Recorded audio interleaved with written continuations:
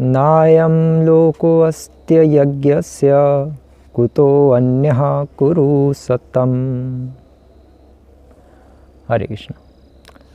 ये सबसे छोटा श्लोक है, शुरू होने से पहले ही ख़त्म हो गया। चौथे अध्याय का 31वें श्लोक पर हम पहुंच चुके।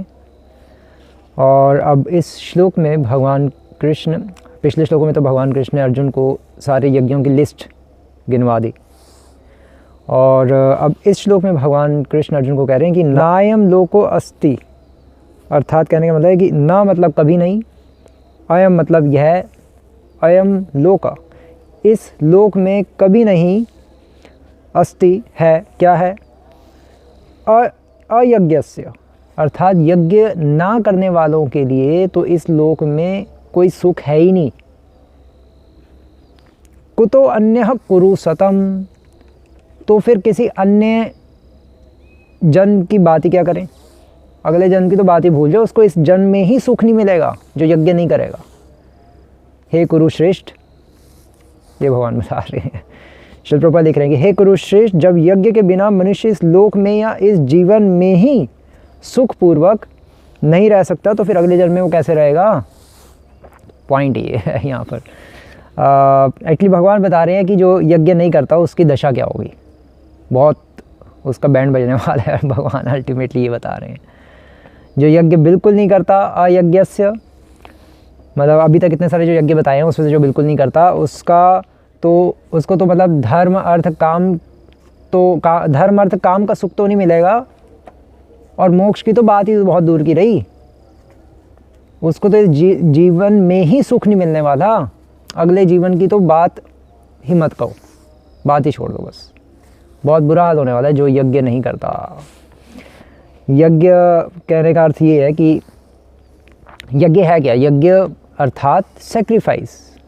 सेक्रीफाइस मीन्स कि अपने बारे में ना सोचना, सिंपल मतलब अपने बारे में सोच के हम कुछ भी कार्य करेंगे संसार में उससे कर्म बंधन होगा, और जब भगवान के लिए व संसार के कल्याण के लिए जब हम कुछ भी सोच के करेंगे उससे कर्म बंधन से हम छूटेंगे, वो ही यज्ञ है। या दूसरे शब्दों में प्रत्येक क्रिया, एक भक्त की प्रत्येक क्रिया ही यज्ञ होती है। कोई उसको अलग से स्वाहा स्वाहा नहीं करना कि उसको यज्ञ नहीं कहते। या जो इतने जो लिस्ट जो बताई है पिछले 5 श्लोकों में इतनी सारे यज्ञों की, केवल वो ही यज्ञ नहीं है, क्योंकि जो डिवोटी होता है वो ऐसा कोई भी कार्य नहीं करता जिससे वो कर्म बंधन में फंस जाए। क्यों नहीं करता, क्योंकि वो अपने बारे में नहीं सोचता, वो सदैव लोगों के आध्यात्मिक कल्याण के बारे में सोचता है, वह भगवान को प्रसन्न करने के बारे में सोचता है, इसलिए वो कर्म बंधन में नहीं फंसता, और इसलिए उसका प्रत्येक क्रिया ही यज्ञ है। प्रत्येक क्षण हम यज्ञ करने के लिए बाउंड हैं। अगर हम नहीं करेंगे तो कर्म बंधन में फंसेंगे, पाप में फंस जाएंगे, दोबारा से इस संसार में आना पड़ेगा, दुख भोगना पड़ेगा। फिर भगवान को नहीं हम कुछ कह सकते, भगवान ऐसे कैसे हो गया। भगवान कहेंगे तुमने गीता पढ़ी तो अप्लाई भी तो करनी थी। तो ये बस यहाँ पर पॉइंट बताया जा रहा है कि हमें यज्ञ तो हर क्षण ही हम करने के लिए बाउंड है, नहीं करेंगे तो बहुत हमारी बुरी दशा होगी, फिर 84 लाख योनि में जाना पड़ेगा।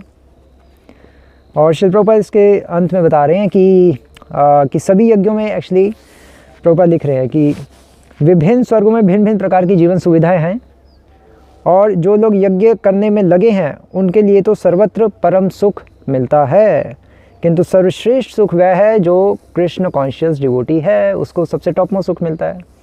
डिफरेंट ग्रेड्स ऑफ हैप्पीनेस है अल्टीमेटली, अलग अलग यज्ञों में अलग अलग प्रकार का सुख मिलता है, लेकिन सबसे टॉप मोस्ट सुख उसको मिलता है जो कृष्ण कॉन्शियसनेस है, जो कृष्णमय जिसकी चेतना है, जो सदैव भगवान सततम स्मर्तव्य विष्णु विस्मर्तव्य न जातु चित्त, जो सदैव कृष्ण को याद रखता है और कृष्ण को कभी नहीं भूलता, ये सोचता रहता है, हमेशा कृष्ण के बारे में सोच के ही प्रत्येक क्रिया करता है, वो ही यज्ञ करता है और वो ही कर्म बंधन से छूटेगा, उसको पाप नहीं लगेगा और वो ही व्यक्ति मुक्त कहलाएगा। हरे कृष्ण। श्रील प्रभुपाद की